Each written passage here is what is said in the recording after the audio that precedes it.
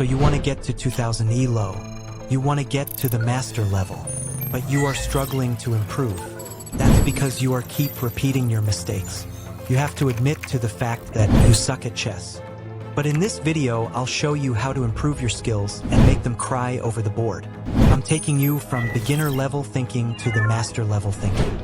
I'm teaching you 3 levels of thinking in chess. We are moving into the top 1%. I'm your host, YouTube Jesus, aka Chess Lion. Turn up the volume, tell your mom to shut up, because this is a banger. No more BS, let's get started. In level 1, we are going to learn how to find good moves in a position. Here white starts with d4. We have lots of options here, but let's go with the most simple move d5. Just looking to develop pieces. No complications. f3, this is a bad move because it's blocking the most natural square for this knight, and also it opens up this diagonal which makes the white king really weak. So instead of pushing pawns, let's develop this knight while defending this pawn. e4. Now you have to think, what's the idea behind that move? It opens up this diagonal for the bishop and the pawn is attacking our pawn. We can take the pawn, also we can just ignore it and do something else. So we have to calculate what happens after each option. If we take the pawn, they take it back and we win a pawn. And their king side is even weaker now. Looks like a good move, but wait, we are not done calculating. Now let's see what happens when we don't take. They can take the pawn and we can take back, but also they can push the pawn to attack the knight. Knight has 3 moves and all of them make the position worse. So we can't let them push, we have to take this pawn. But 90% of beginners would let them push the pawn sometimes, because they are too lazy to think and calculate like this. Bishop d3. Attacking the knight and developing the bishop. Good move, we can defend the knight which doesn't look strong, also we can move the knight back. But mother farmers see a genius move here. Can you find it? The move is queen takes pawn while defending the knight. If you found this move, congratulations. You are officially stupid. Your IQ is probably lower than your bank balance. Because this is the worst move in the position, it's a blunder. White can play bishop b5 check winning the queen. Here black plays bishop f5 defending the knight. This is actually a blunder, because the queen can attack both pieces and you lose a piece. Bringing knight back is the best move. But guys, black is a chess master and white is a lower rated player. h3, looking to attack the bishop. But we can just move the bishop back and still defend the knight. If they push further, we can handle that too. So we don't have to worry about the move g5. In fact, that move weakens their kingside, which is why we want him to play g5. So we can play f6, opening the diagonal for the queen. Black played f7 because he is a master and doesn't mind losing a pawn. And white fell for the trap. Now it's mate in 2 for black. Queen h for check. King has only 2 moves and both of them lead to queen f2 checkmate. Now look at this game, this time the master is playing white. e4, d5. Takes and knight c3 attacking the queen. I hate when black plays this. I have like 100% winning percentage against this opening by black. Queen e5 check, white blocks with the bishop. Bishop g4 attacking this one more time. Sometimes they play queen g5 attacking this pawn, thinking you have to go back. But you can play bishop f3 defending this and putting pressure on this.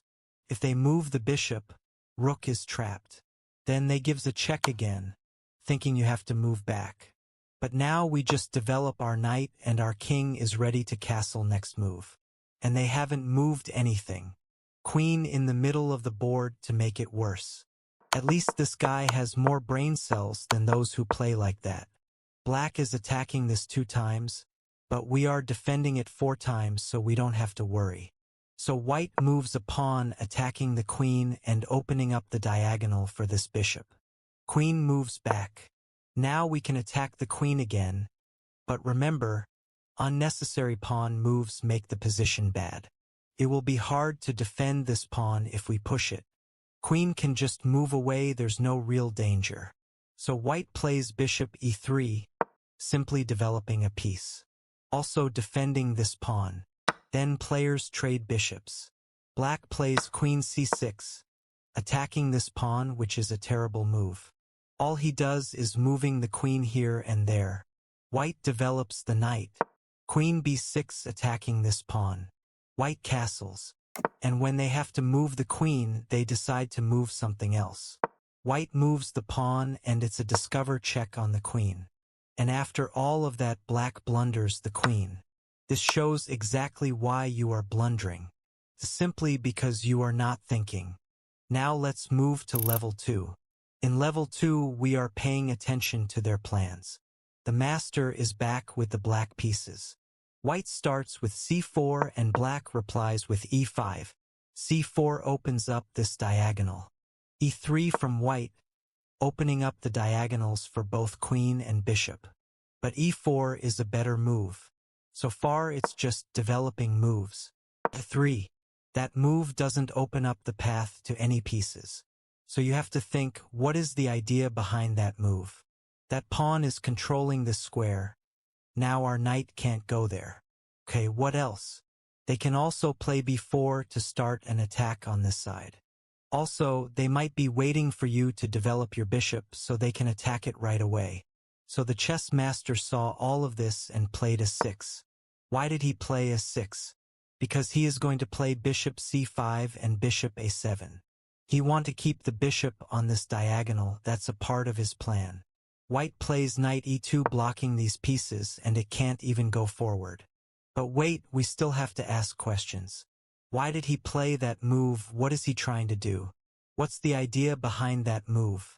That knight is controlling these squares, so white can play d4 or f4 attacking this pawn. Is it bad for us?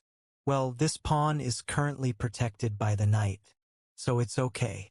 Black develops the bishop. White develops the other knight. That knight can jump into the middle, so we have to be careful. At the moment, it's not a big threat, but you need to find a way to stop it. Because you don't want their knight here, it's annoying. Black plays d6, protecting this pawn one more time and opening up the diagonal for the bishop. Knight g3. Why did he play that? That knight can go here, but that doesn't threaten anything. Can go here, but we are controlling that square. Also, it can go here attacking our bishop, and it is protected by the other knight. But we can move the bishop away and play f5 attacking that knight. So black develops the knight here controlling this square, and he can still play f5. White attacks the bishop and black moves it back as he planned. Bishop b2 developing the bishop, and you can see the idea. If black castles this side, white will try to open up this diagonal and snipe the king side. But if black castles this side, white will push all the pawns to open up the king, which is why black castles this side. And black should try to keep this diagonal closed as long as he can. White develops the bishop looking to castle on the next move. Black plays f5, preventing the move knight e4 and opening up diagonals to pieces. White castles on this side, and black plays f4, trying to launch an attack quickly. Because in this position, if you wait, they are going to attack you everywhere. White can either take or move the knight, but white is a lower-rated player. So he blunders the knight in one move. After g6, knight has nowhere to go. So white gives up the knight and just takes a pawn. Now black can capture the knight, but wait. We need to see what happens after that. After you take the knight, queen comes here threatening checkmate in one. Can we stop that? We can block with the bishop. We have two pieces defending it. They only have two attackers, and that's not enough because they will lose the queen. If they don't take, we can take their bishop, they can give a check. But it doesn't change anything. So it is good for black. That's why he took the knight. And white plays knight e4, trying to bring in another attacker. Black can't give away the bishop for the knight because this is too strong. Also, now we can see white is about to open up this diagonal for the other bishop, which looks deadly. So black has to stop that first. Bishop d4, trying to trade that bishop. And white has to take it because black will take it on the next move anyway. Then white plays g4 attacking this bishop, and that's a huge blunder. Black plays knight f3 forking the queen, and that's how it ends. Now let's move to level 3. In level 3 we are learning how to find tactics. Some of you might have already seen this game. For those who haven't seen it, get ready to watch one of the most beautiful tactics in the entire chess history. In this position, white took this pawn because if black takes back, white can trade queens while attacking 2 pieces. And this is a good position for white. That's some little tactic, but that's not the point. In this position, white plays b5 attacking the bishop, and now it's time for you to find a tactic. This is a position where you have multiple attacking pieces against a weak king, and they don't have enough pieces in the middle. These are the best positions to look for 2-3 move sacrificing tactics. So think, what if we sacrifice a piece here? If we sacrifice the knight, we get 2 pawns with a check. And it looks really bad for the black king. The best move would be blocking with the knight, and now we have 2 pins. Black is under lots of pressure here, and you can bring more attackers. So that's why white did play this in the game. If they defend with the rook, take takes, and you can bring another attacker. Now this rook is undefended. There's only one way to defend this rook. The queen has to move away so the knight can defend it. And here white finds a beautiful tactic. It's a forced mate. Push the video and try to find the move. Here's a tip: you have to calculate the worst moves in the position to find a brilliant move. Okay, I'm going to show you the move. This is queen b8 check, sacrificing the queen, and the rook d8 is checkmate. Bishop and rook control all squares and the king can't move. Here's another position where you have multiple attacking pieces and a weak king. King in the middle uncastled. This is where you find awesome tactics. Now think, how can we attack that king? Are there any checks? Well, yes, but we are just going to loose the piece. But that will leave this king unsafe forever, and we are getting some attack. So white sacrificed the knight to get this position. Black is trying to get the full advantage from this open file, and that looks dangerous. This knight is hanging. 2 bishops are ready to snipe. So was that sacrifice a mistake? Well, the problem for black is that he is playing against one of the best attackers of all time. His name is Adolf Anderssen, and he is no different to Adolf Hitler. So he says, your attack sucks, and plays rook d1. Sacrificing the second knight, this pawn is pinned by the way. And now black is threatening mate in different ways, and you can't stop both. But of course, white won this by checkmate. Push the video and try to find the winning tactic for white. Losing 2 knights isn't enough for Adolf Anderssen. So he sacrificed the rook. Black takes with the knight, opening up the diagonal for the bishop. But Adolf Anderssen feels like he hasn't sacrificed enough materials, which is why he played queen d7, sacrificing the queen. King has to take, otherwise it's mate in 1. And double check. If king goes here, bishop d7 is checkmate, and look at how ugly this is. So the king goes here and white still plays bishop d7. King moves and bishop e7 is yet another disgusting checkmate.